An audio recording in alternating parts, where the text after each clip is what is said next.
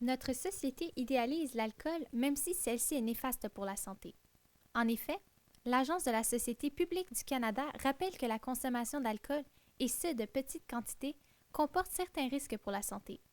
En effet, au Canada, plus de 3 millions de consommateurs d'alcool risquent de souffrir de maladies aiguës, comme blessures, et moins de 4 millions et demi risquent de développer des maladies chroniques du foie et cancérogènes. Malgré les importants risques liés aux consommations abusives de l'alcool, elle est très souvent représentée comme un produit dispendieux et luxueux. C'est pour cela que plusieurs artistes l'utilisent à travers leurs œuvres pour dégager un effet de plaisir. Bref, l'alcool dégage une image positive, même si elle est néfaste pour la santé. Il n'est pas étonnant que ce puissant liquide a été sujet de nombreuses œuvres d'art. Lorsqu'on pense au profit, on pense bien souvent aux événements sportifs. Généralement, l'alcool est médiatisé par les industries qui cherchent à faire accroître leurs ventes. Par exemple, lors des événements sportifs, les gens d'affaires se font connaître mondialement. Dans le monde de la publicité, le Super Bowl est reconnu comme la plateforme idéale pour vendre des produits à l'international. En 2016, la NFL demandait des coûts de 5 millions de dollars américains pour une publicité d'une courte durée de 30 secondes.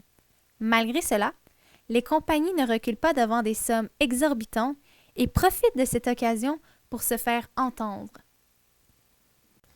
Parce que ça vend, tout simplement, parce qu'ils ont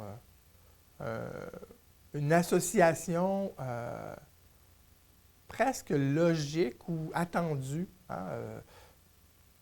Associer le sport à la bière, notamment, c'est tellement ancré dans nos habitudes qu'il n'y a même pas de surprise. Alors, même si ça n'a pas un élément logique. Je donne un exemple. C'est sûr que d'associer un produit comme une boisson énergisante ou une boisson comme de type Gatorade ou Powerade, bien là, c'est sûr que c'est en lien avec le sport que tu fais parce que ces boissons-là vont permettre de mieux récupérer. Est-ce que la bière est associée au sport pour les mêmes raisons? Absolument pas. La bière a dans cet élément-là le pouvoir du geste social. Donc, après la partie, on va prendre une bière parce que tout le monde le fait par imitation, puis par effet d'entraînement, puis peut-être aussi par le fait que c'est un geste social comme d'aller jouer au hockey, comme de pratiquer un sport avec la gang. Donc, ça en est presque devenu comme une association symbolique, mais qui est tellement ancrée dans les gens que c'est un automatique et il n'y a aucune surprise. Donc, il y a de l'argent à faire avec ça. C'est pour ça que les publicitaires le font. S'il y avait autrement ou quelque chose de plus payant à faire, ils le feraient. Parce qu'un publicitaire, il répond à une commande de son client. Puis son client, c'est la compagnie qui veut vendre. Puis la compagnie qui veut vendre, qu'est-ce qu'elle veut faire? Bien, elle veut vendre plus. C'est aussi simple que ça. En plus d'engendrer du profit à travers le sport, l'alcool est bien souvent lié à la socialisation. L'une des principales raisons de la consommation et de la popularité des boissons alcoolisées est son côté social. Elle est popularisée parce qu'elle est, je pense, acceptée. Elle est acceptée par la population, par les gens. C'est bien vu. On consomme entre amis. Tu sais, quand quelqu'un est dans un souper et qu'on lui offre du vin ou une bière puis qu'il n'en prend pas, bien voyons, comment ça? Fait que je pense qu'il y a peut-être aussi cette pression sociale-là que les gens ont de consommer. Quand tu as 18 ans, il faut que tu ailles dans un bar, tu sais. C'est un peu... ça fait partie de nos mœurs, je dirais, de la consommation d'alcool. Fait que je pense que c'est ça, c'est populaire parce que c'est bien vu, parce qu'on s'attend qu'on en consomme, je pense. Puis parce qu'on s'attend qu'on en consomme, donc c'est populaire. L'État québécois accroît son profit avec la vente d'alcool accessible aux gens d'âge légal de consommation. Les publicités et les médias nous démontrent le bon côté de ce produit. Les compagnies comme la SAQ offrent la possibilité d'acheter tous les types de spiritueux en magasin partout au Québec. c'est sûr que, surtout lié à l'entourage, là, tu sais, si on a un entourage qui banalise ça, que c'est le fun, puis tu sais, on a plus de chances d'avoir, tu sais, de consommer de cette manière-là aussi en grande quantité. C'est sûr, comme je disais tantôt, c'est quand même bien vu puis valorisé. Fait que oui, on consomme quand même beaucoup d'alcool au Québec. Notre société favorise la consommation d'alcool. De plus, elle en fait la promotion, par exemple avec les plats du jour et en l'associant avec l'amusement et la sophistication. Dans plusieurs restaurants, il est souvent suggéré d'apporter son vin. De luxure, je ne sais pas, mais de plaisir, parce que c'est associé à la fête, carrément. Donc, un peu comme dans l'idée que tu ne peux pas faire la fête sans avoir d'alcool. Selon le Dr Gregory Taylor, il constate que l'alcool est une constitution acceptée socialement de la vie quotidienne. Près de 80% des Canadiens prennent du vin, de la bière ou des spiritueux en plus ou moins grande quantité. Donc, cette boisson alcoolisée est normalisée par notre société. Le simple fait qu'elle est intégrée dans notre culture, et ce, depuis des siècles, va banaliser son impact sur notre corps. En effet, ce tabou est repris par les plus grands artistes. Tout débute au 15e et au 16e siècle. La Renaissance est la rénovation culturelle et artistique qui commence d'abord en Europe. La naissance de ce mouvement a lieu en Italie, plus précisément dans la ville de Florence. Plusieurs artistes transforment l'art occidental à cette époque. La Renaissance touche 3 types d'art, soit l'architecture, la sculpture et la peinture. Ce courant artistique met fin au Moyen Âge. Ce qui la distingue est simplement sa nouvelle perspective et ce, à travers la représentation de son environnement et de son espace. À cette époque, les Florentins ont créé le naturalisme scientifique. Ce mouvement englobe la nature et la recherche des raisons et des apparences. Les peintres vont s'inspirer de leur art et se baser sur leurs connaissances en anatomie, ce qui peut laisser transparaître de la nudité dans plusieurs œuvres célèbres. Ces œuvres vont semer la controverse et ce pendant plusieurs siècles. Filmer ce que tu vis. Si je regarde quand moi j'étais étudiante en art, oui, là, à ce moment-là, il y avait des choses un petit peu plus fortes au niveau de la revendication, des choses qui sont dénoncées. Puis je pense que c'est pas mauvais qu'on réussisse à s'exprimer à travers l'art, c'est fait pour ça. D'ailleurs, la Renaissance architecturale débute en France jusqu'à la fin du 15e siècle. L'architecture féodale militaire est en constante amélioration. La principale raison est que les remparts épais et les hautes murailles sont mises de côté et remplacées par des fenêtres. Les vitraux sont disposés sur plusieurs surfaces qu'elles deviennent presque inutiles. Par exemple, le Chaumont va devenir un palais. Le château fort tout confort est construit en 1467 par Jean Bourré. Le mélange des styles, tout comme le palais Chaumont, et le design intérieur rappellent avant tout une demeure de la Renaissance. Elle contient de belles peintures inattendues. Certains artistes sont reconnus pour avoir choqué le public, tels que Jérôme Bosch et Pierre Bruegel.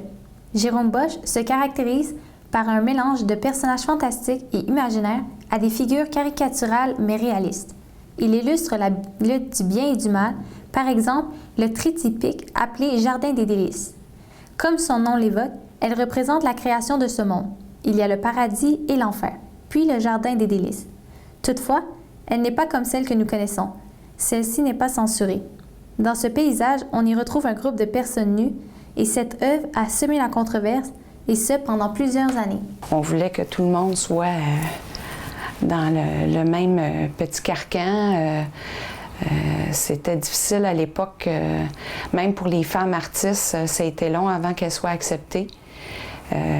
Si je regarde, on a plus de noms d'hommes artistes célèbres que de femmes, parce que la femme, elle n'était pas faite pour être artiste, elle était faite pour rester à la maison puis avoir des enfants.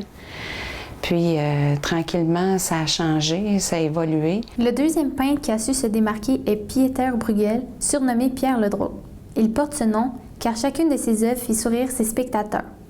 Ses toiles sont accompagnées d'un air sympathique et joyeux, notamment la noce villageoise qui représente une célébration accompagnée de boissons alcoolisées. L'interdiction en ce moment, on n'est plus en 1920 puis en 1800 quelques. pour avoir des interdictions, je pense que les artistes, au contraire, ils ont le droit de tout faire, là, que ce soit en vidéo, en cinéma. On a vu vraiment des choses vraiment flyées se faire. Fait que je pense pas qu'il y ait d'interdiction.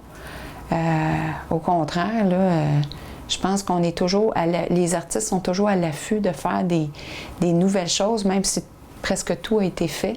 Au 19e siècle, l'un des peintres qui a marqué cette époque est Gustave Courbet. Celui-ci représente le danger et les appellations rarement contrôlées. L'une des œuvres les plus célèbres de l'histoire de l'art, qui a semé la controverse par sa nudité, est clairement l'origine du monde. Bref, malgré tous ces interdits et ces sujets tabous, les artistes s'inspirent de ces réalités qui sont parfois malsaines et dangereuses dans leur travail. En effet, notre société a toujours été exposée à ces plaisirs sans limite imposée, ce qui peut engendrer des excès de consommation. Cette tendance de consommation excessive des produits illicites est rattachée au fait que celle-ci nous provient de nos traditions et notre culture. En effet, le folklore touche notre culture québécoise. Ce terme englobe les arts, la littérature, les mœurs, les systèmes de valeurs, les traditions et les croyances collectives des Québécois. Les sociétés traditionnelles sont touchées par ce mouvement qui aspire la fête et la célébration. Évidemment, les boissons alcoolisées sont au cœur de ces célébrations festives. D'ailleurs, l'influence qu'apporte celle-ci sur notre société est due à sa grande diversité, notamment les vins des associations des vignerons du Québec, les cidrums du Québec et récemment les cidres de glace qui sont mis en vente sur le marché. Toutefois, il y a eu une époque où la vente d'alcool était considérée comme illégale. En effet, la prohibition fait en sorte que plusieurs périodes de la première moitié du 20e siècle où la fabrication, le transport, l'importation, l'exportation de la vente d'alcool étaient prohibées dans certains pays. Encore à ce jour, plusieurs tabous se trouvent dans divers types d'art, notamment dans l'art cinématographique. En effet, on retrouve des interdits dans plusieurs films projetés dans les grands écrans partout à travers le monde. Cette tendance des cinéastes à faire voir les dangers et les tabous dans leurs œuvres vient certainement apporter une influence chez les spectateurs qui y sont exposés. Par exemple, le film Crazy de Jean-Marc Vallée expose les drogues comme la cigarette. Ce film démontre l'évolution d'un enfant homosexuel contraint à son environnement religieux. D'ailleurs, partout dans notre entourage, on peut apercevoir des interdits, notamment à la télévision. En effet, de nombreuses téléséries ont comme thème principaux les produits illicites. Cette tendance est extrêmement présente dans les émissions américaines qui s'inspirent de ces dangers pour alimenter leur contenu. D'abord, Breaking Bad ou Breaking Bad le chimiste au Québec est une télésérie américaine de 5 saisons créée par Vince Gilligan. Cette émission reçoit un large succès critique. Pourtant, le sujet principal de cette série est que le professeur se lance dans un crime organisé pour assurer l'avenir financier de sa famille. Sur l'influence du modèle qui sont exprimés dans les médias, que ce soit à l'intérieur d'émissions de télévision ou à l'intérieur de films ou autrement.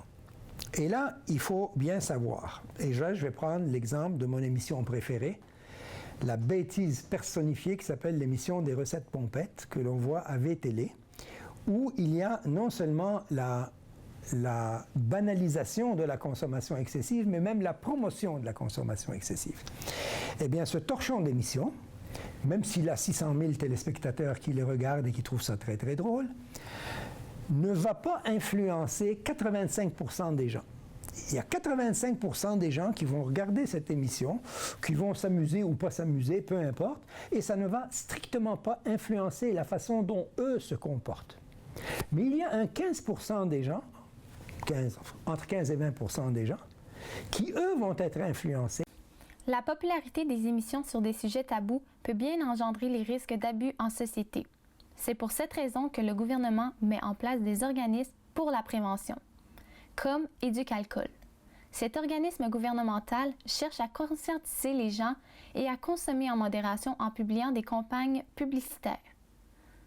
Ne vise pas à diminuer dans l'absolu la consommation d'alcool, mais à faire diminuer la consommation de ceux qui consomment au-delà des niveaux à faible risque. Depuis des années, nous avions tendance à valoriser l'idée de la modération. Et le slogan d'Éducalcool, la modération a bien meilleur goût, est devenu un proverbe au Québec. Cependant, pour beaucoup de gens, La modération, c'est ce qu'eux consommaient. Et donc, il n'y avait pas de barème précis. Est présent d'une certaine manière ou d'une autre. Quand on est à table, quand on est... il existe plein d'occasions où l'alcool est représenté. Par ailleurs, l'alcool est très présent dans les arts aussi, parce que beaucoup de peintres et beaucoup d'écrivains utilisaient l'alcool pour se désinhiber et comme source d'inspiration, et certains d'entre eux devenaient eux-mêmes alcooliques. Je veux dire, si vous prenez un exemple, Toulouse-Lautrec avec son absinthe, écoutez, la moitié des toiles de Toulouse-Lautrec ont été peintes pendant qu'il était sous-mort. Et donc, on dit que, et ça, c'est pas une bonne façon, là. L'inspiration, t'as pas besoin de te saouler comme un malade pour la trouver, mais on sait qu'il y a des grands écrivains qui ont écrit des œuvres en étant sous l'effet de l'alcool. Rabelais, par exemple, pour ne pas le citer, là, déjà au 16e siècle, Verlaine, Rimbaud, qui ont été des poètes énormes, même les Ligans chez nous, là. Il y a énormément de poètes qui ont eu recours à l'effet euphorisant de l'alcool, à la recherche de l'inspiration. Dans une étude réalisée entre 2000 et 2012 par le Dr. Russ Callaghan et son équipe de recherche de l'Université du Nord de la Colombie-Britannique, on trouve une augmentation de 6% des collisions chez les jeunes ayant l'âge légal de consommer. En effet, au Québec, on étudie la possibilité d'augmenter l'âge légal de consommation pour réduire le nombre d'accidents. La création de cette nouvelle limite pourrait déranger plusieurs. Bref, les statistiques concluent bel et bien cette problématique. Des mesures gouvernementales doivent être prises pour contrer à ce problème. À l'avenir, le Québec devra augmenter l'âge légal de consommation pour empêcher ce taux d'accident d'augmenter. Ces restrictions peuvent apporter la création d'un nouveau mouvement artistique. En effet, cela pourrait générer de nouvelles envies de transgression dans l'art. Ces nouvelles frustrations seront reflétées, par exemple, au cinéma, dans la littérature et à travers la musique. Cette fois, jusqu'où pourront aller les artistes? Ils feront face à la liberté d'expression qui est bien souvent mise à l'épreuve. Ils n'ont pas la liberté absolue de s'exprimer, et ce, avec la censure qui est présente parmi notre société. C'était Dylan Chinmez, du Cégep régional de Lanaudière à Terrebonne.